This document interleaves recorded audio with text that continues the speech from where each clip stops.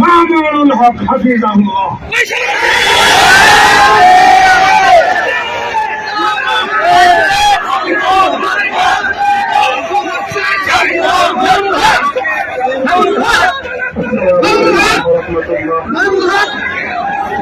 الحمد لله وكفى وسلام على عباده الذين اصطفى أما بعد أعوذ بالله من الشيطان الرجيم بسم الله الرحمن الرحيم لا تثريب عليكم اليوم يغفر الله لكم وهو أرحم الراحمين صدق الله العظيم সমবেত প্রাণপ্রিয় তৌহিদি জনতা, বিভিন্ন স্তরের ধর্মপ্রাণ মুসলমান ভাই ও বন্ধুগণ, ছাত্র বন্ধুগণ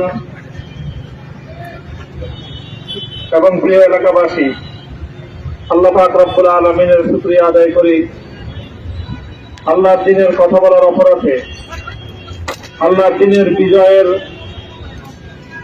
ঝান্ডা এবং চেতন উদ্দীন করার প্রত্যয় ব্যক্ত করার অপরাধে, আল্লাহর জমিনে আল্লাহর দ্বীন প্রতিষ্ঠার আন্দোলনের অপরাধে আমরা অনেক ভাই কারারুদ্ধ হয়েছিলাম। পর্যায়ক্রমে সকলেই আলহামদুলিল্লাহ জিন্দান খানার লৌহ প্রাচীর ভেদ করে মুক্ত জীবনে ফিরে এসেছে। আজ আমার মুক্তির মধ্য দিয়ে 2021 সালে হেফাজতে ইসলাম বাংলাদেশ এবং এদেশের আলেম সমাজের উপর ইতিহাসের অন্যতম এক গভীর ষড়যন্ত্র এবং চক্রান্ত নির্যাতনের দৃষ্টিমূলার পরিচালনা করা হয়েছিল, তার আজকে একটি প্রাথমিক অধ্যায়ের পরিসমাপ্তি ঘটল। আমরা স্পষ্ট ভাষায় বলতে চাই, আমাদের উপর জুলুম করা হয়েছে, আমরা নির্যাতিত, অন্যায়ভাবে আমাদেরকে কারারুদ্ধ করা হয়েছে, বুলেটের আঘাতে আমাদের ভাইদেরকে হত্যা করা হয়েছে।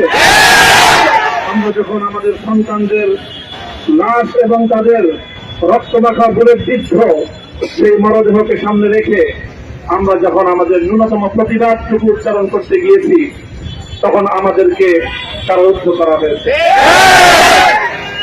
আমাদেরকে নানাভাবে নিষ্পেষণ করা হয়েছে, আমাদেরকে জনগণ থেকে বিচ্ছিন্ন করার সব ধরনের অপচেষ্টা চালানো হয়েছে।